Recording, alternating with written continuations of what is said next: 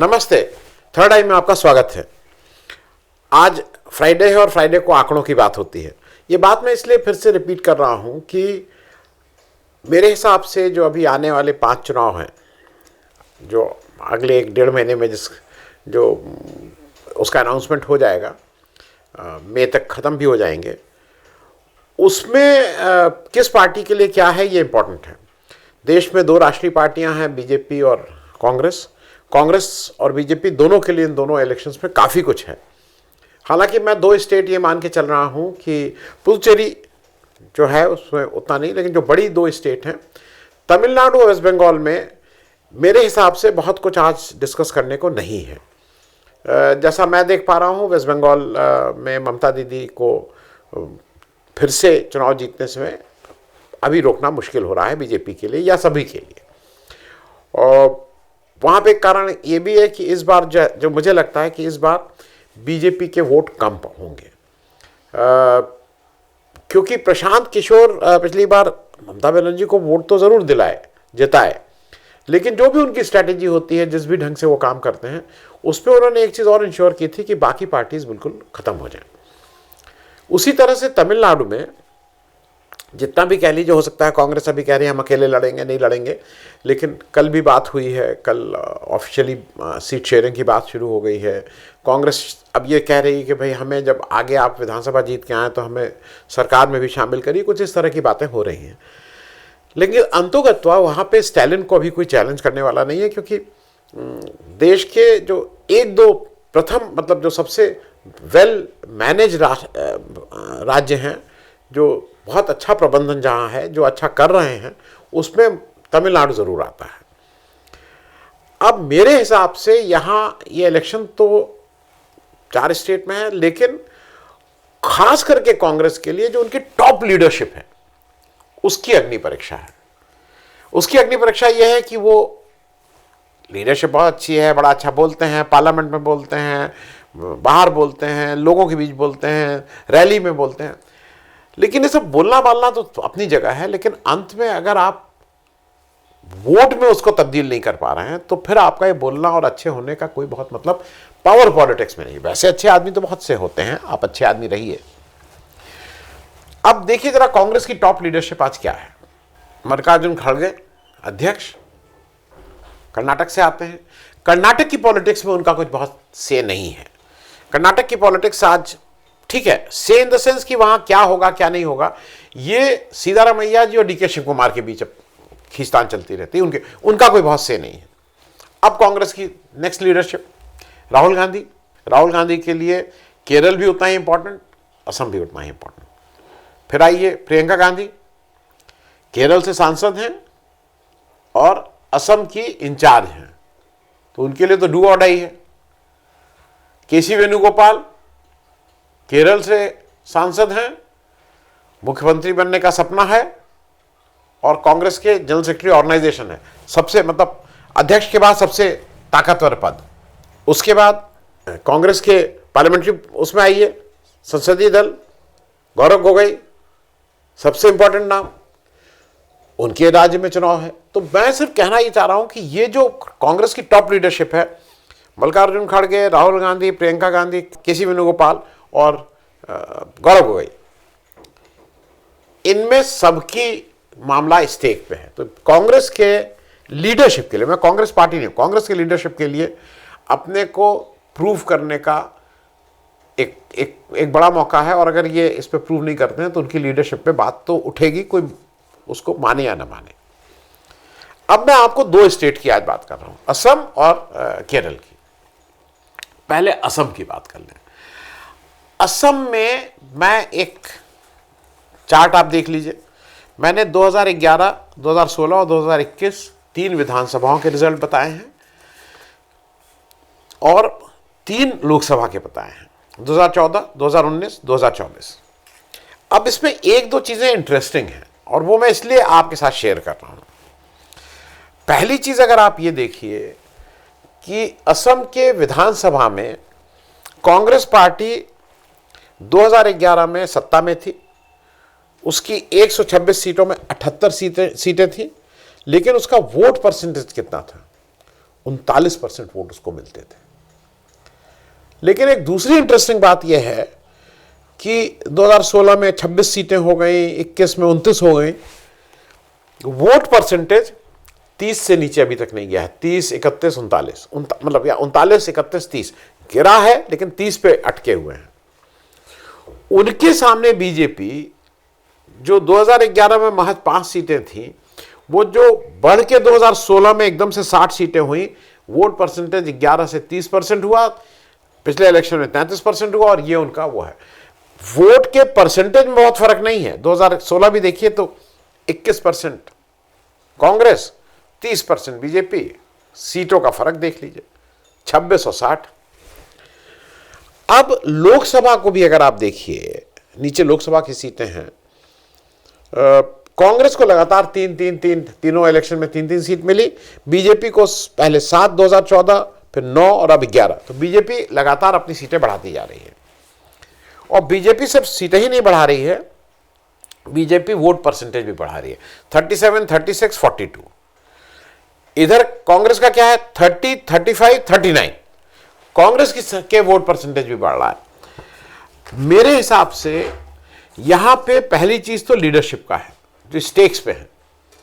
प्रियंका गांधी और गौरव गोगोई की leadership stakes पे है। प्रियंका गांधी की संगठन की क्षमता, चुनाव जिताने की क्षमता, प्लानिंग की क्षमता, एज अ लीडर वोट दिलाने की क्षमता फिर दांव पे है। क्योंकि प्रियंका जी जब उत्तर प्रदेश की इंचार्ज बनी थी, कांग्रेस पार्टी का बहुत खराब प्रदर्शन था, उस पर कभी चर्चा भी नहीं की गई, और उसके बाद प्रियंका जी उत्तर प्रदेश आई भी नहीं। तो इस बार मेरे हिसाब से उनको एक बार अपने उस पुराने खोई हुई बात को, जो लोग उनके मुंह पे नहीं लेकिन पीठ पीछे कहते हैं कि भाई ये चुनाव नहीं जिता सकती हैं, उनको जवाब देने का ये अवसर है। दूसरा एक और चीज़ है कि ये भी ध्यान रखने वाली बात है, ये मैं इसलिए इसको आपको इंगित कर रहा हूँ, खास करके असम में। आप एक चीज़ वोट परसेंटेज देखिए, 2011 में सरकार में थे 39% वोट आए थे विधानसभा, और 2024 में फिर 39% आए हैं। दोनों में एक कॉमन चीज़ आपको पता है क्या है? दोनों बार कांग्रेस सोलो लड़ी है। 2011 में कांग्रेस अकेले लड़ी थी बिना किसी गठबंधन के, 39% वोट आए थे, और इस बार कांग्रेस के 2024 में बिना गठबंधन की लड़ी है और फिर 39% वोट आए। तो ये कहीं ना कहीं उसके वोट परसेंटेज पे असर पड़ता है, उसका काडर बनता है। और इस बार कांग्रेस कितना अच्छा लड़ेगी ये तो गौरव गोगोई और प्रियंका गांधी जी को बताना है, क्योंकि गौरव गोगोई ने अभी तक बहुत अच्छा प्रदर्शन किया है। हेमंता बिस्वा शर्मा को जो उन्होंने पॉलिटिकल चैलेंज दिया, उस पॉलिटिकल चैलेंज का पूरा ठीक से जवाब दिया है। लेकिन अब बात विधानसभा की है। दूसरा जो यहां पे पार्टी का गठबंधन था, ये याद रखिएगा कि वो 8 पार्टियों का हुआ करता है। 8 पार्टी, पिछली बार महाजोत बोलते थे उसको। अब उसमें AIUDF, Bodoland, people's front, CPI, CPM, RJD भी वहां जाके लड़ रही थी। ये 8 पार्टियों का कोलिशन है। कांग्रेस अगर सोलो लड़ती है तो वहां पे ऐसा नहीं है कि उसका कोई नुकसान होगा। कांग्रेस का लॉन्ग टर्म में फायदा है, लेकिन कांग्रेस आज की तारीख में लीडिंग पोजीशन में नहीं है तय। आज लीड वहां पे बीजेपी ही कर रही है, इसमें भी कोई दो राय नहीं है। अब वहां पे एक चीज क्या है, वहां पे जो मेरे हिसाब से जो सबसे बड़ी चीज बीजेपी के अगेंस्ट है, वो उनका चीफ मिनिस्टर हेमंता बिस्वा शर्मा है, जो सिर्फ गाली गलौज करता है। गाली गलौज कंपटीशन में मतलब वो भी एक अच्छा पार्टिसिपेंट हो सकता है। अगर गाली कौन ज़्यादा देता है इस पर अगर कोई कंपटीशन हो तो वो एक अच्छे वो हो सकते हैं। अब उन्होंने मुझको खुलेआम गाली देते हैं। यहाँ तो बीजेपी में खुलेआम गाली दो, मेरा कुछ होगा नहीं, मियाँ को ये कर देंगे, मियाँ को ये कर देंगे। मुसलमानों को जिस ढंग से वो आजकल गाली दे रहे हैं वो देखने वाली बात है। मुझे ऐसा लगता है कि कोई भी जो हिंदू धर्म को मानता है, हिंदुत्व नहीं, हिंदुत्व वाले तो अलग हैं, हिंदुत्व वाले तो कुछ और हैं, जो हिंदू धर्म को मानता है उसको भी अगर किसी को आप मियाँ मियाँ मियाँ बोलेंगे उसको भी अच्छा नहीं लगता है। तो वो जो गाली गलौज करते हैं उसका कितना असर वहाँ के वोटर पे पड़ेगा, देखने वाली बात होगी। तो Assam advantage BJP, Congress is running, trying to keep their presence felt. अब बात आती है केरल की। केरल में पिछली बार भी बहुत हल्ला था कि जीत जाएगी जीत जाएगी जीत जाएगी। केरल में अगर आप सीटें देखिए तो लगातार एलडीएफ अपनी सीटें बढ़ाता रहा है। 2011 में 68 45% वोट, 2016 में 91 46% वोट, 2021 में 99 45% वोट। सीटें लगातार बढ़ रही हैं। कांग्रेस का देख लीजिए, कांग्रेस के वोट परसेंटेज और सीटें लगातार गिर रही हैं। 2011 72 सीटें 46%, 2016 47 सीटें 39%, 2021 41 सीटें 39%। खैर मतलब पिछले 2016 और 21 में आप कह सकते हैं बराबर रहे वोट परसेंटेज, लेकिन ये ट्रेंड है। लोकसभा देख लीजिए, लोकसभा में कांग्रेस केरल में बहुत अच्छा करती है। ये याद रखिएगा कि कांग्रेस 2014 में 12 सीटें जीती थी 42% वोट के साथ। अब कांग्रेस लगातार अपने वोट को बढ़ाती है, 19 सीटें जीती 47%, पिछली बार 18 सीटें जीती 47% वोट के साथ। तो कांग्रेस लोकसभा में बहुत ठीक से वहां पे लगी है। मेरे हिसाब से जो सबसे इंपॉर्टेंट इलेक्शन कांग्रेस के लिए इस समय अगले मतलब 2029 के इलेक्शन तक, चाहे वो कर्नाटक हो चाहे वो सबसे इंपॉर्टेंट विधानसभा का इलेक्शन केरल का है राहुल गांधी के लिए भी। क्योंकि आप 2024 के बाद आप जो इलेक्शन हारी कांग्रेस, उसमें मैं ये मानता हूं कि उसमें एसआईआर, चुनाव आयोग की बेईमानी, इन सबको आप, और पोस्ट बार बार दिखाई गई कैसे हरियाणा में वोट चोरी हुई, कैसे महाराष्ट्र में वोट चोरी हुई, ये सारा बार बार दिखाया गया है। और इसके प्रूफ भी दिए हैं राहुल गांधी ने प्रेस कॉन्फ्रेंस करके। लेकिन सब जगह एक थी जहां पे बेईमानी हो रही थी, एक चीज कॉमन थी, सब जगह एनडीए या बीजेपी की सरकार थी। सरकार डबल इंजन थी, सरकार इंडिया गठबंधन या कांग्रेस की नहीं थी। तो इसलिए ये इस बार देखने वाली बात होगी कि यहां पे जहां पे बीजेपी की सरकार नहीं है, जहां पे इलेक्शन कमीशन बेईमानी करना कुछ काफी हद तक कम करेगा, बेईमानी तो करेगा, वो उसकी फितरत में, उसको तो कैसे भी करके बेईमानी करनी है, बेईमानी करेगा, लेकिन उस पर काफी लगाम लगी रहेगी। इसलिए मेरे हिसाब से ये बहुत इंपॉर्टेंट इलेक्शन होगा। यहां पे एक और चीज है कि कांग्रेस अपने दम पे लड़ना है, उसको दिखाना है कि वो कितने पानी में है।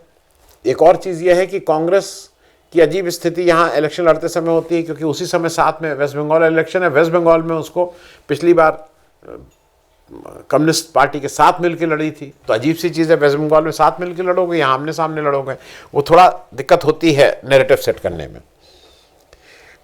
जैसा मैंने आपको कहा कि कांग्रेस का जो हैवी वेट है, 4 अगर उसमें माने जाते हैं, मल्लिकार्जुन खड़गे, राहुल गांधी, प्रियंका गांधी और केसी वेणुगोपाल। मैं अब सोनिया गांधी को मानता हूं कि वो तबीयत के उसकी वजह से वो इंटरफेयर नहीं करती हैं, बहुत रेयरली आती हैं, मीटिंग में आती हैं लार्जर पॉलिसी इशू पे कि भाई मनरेगा को रोकना है, सब पे, लेकिन सीट के बारे में उतनी नहीं है। उन 4 हैवी वेट में 3 केरल से डायरेक्ट संबंध रखते हैं, और इसलिए इनकी भी थोड़ा इज्जत का सवाल है। अब बीजेपी की कोशिश क्या है? बीजेपी की पहली से लेकर आखिरी कोशिश यह है कि कुछ हो जाए, यूडीएफ या कांग्रेस ना जीते, कम्युनिस्ट जीत जाएं, कम्युनिस्ट फिर से जीत जाएं, कुछ ऐसा हो जाए, लेकिन कांग्रेस ना जीते, क्योंकि अगर कांग्रेस जीत गई तो उनका खेल खत्म है। एक चीज और जान लीजिए, एनडीए ने लगातार अपना वोट परसेंटेज जो है, लोकसभा इलेक्शन में 2014 में 11% था, 19 में 16% हुआ, 2024 में 19% हो गया, वो वोट परसेंटेज बढ़ाता गया है। लेकिन विधानसभा इलेक्शन में एनडीए का वोट परसेंटेज 2011 में 6, 2016 में 15, 2021 में गिर के 12। तो मेरा अपना मानना यह है कि उनका वोट परसेंटेज गिरेगा। वो अलग बात है कि खूब हल्ला मचा रहे हैं कि तिरुवनंतपुरम में हमने ये जीता वो जीता, ऐसा नहीं है। पहले भी उससे 2-4 सीटें जीत गए हैं, कोई ऐसा नहीं जीते हैं कि वहाँ केरल में उन्होंने लोकल बॉडीज इलेक्शन में एक तरफा वो कर दिया है। इसलिए भी ज़रूरी है कि साउथ में बीजेपी डेस्परेट है पैर अपना कहीं टिकाने के लिए, पैर रखने के लिए, कि वहाँ कर्नाटका से वो निकाली जा चुकी है, और इसलिए केरल में वो बहुत कोशिश में है कि किसी तरह से सरकार उसको पता नहीं बनेगी, लेकिन उसके बिना ना बने, ये उसकी कोशिश होगी। मैं एक चीज आपको सिर्फ बता दूं, कि केरल को कई लोग कहते हैं ना कि वहाँ कांग्रेस का गढ़ है, ये याद रखिएगा कि केरल राज्य 1956 में बना, 1957 में केरल राज्य का पहला इलेक्शन हुआ और वहाँ पे कम्युनिस्ट पार्टी की सरकार बनी। कम्युनिस्ट पार्टी सबसे ज़्यादा जीत के आए थे, कांग्रेस 2 नंबर की पार्टी थी।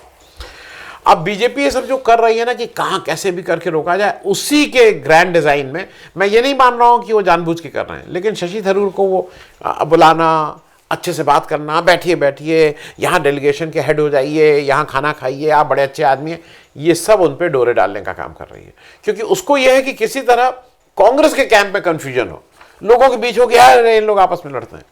क्योंकि उसके लिए एलडीएफ आ जाना, कम्युनिस्टों का आ जाना ठीक है, लेकिन कांग्रेस पार्टी ना आए।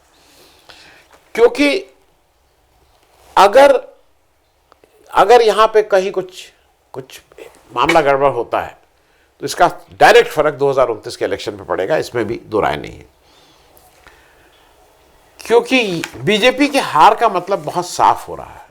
अगर 2024 के बाद इस इलेक्शन में बीजेपी हारती है, केरल खास करके, बाकी जगह भी और खास करके केरल, तो एक चीज़ तय है कि जो इलेक्शन है वो आपने हरियाणा, महाराष्ट्र और बिहार में वोट चोरी के द्वारा जीते हैं, आपको पीपल्स मैंडेट नहीं है, ये तो तय हो जाएगा।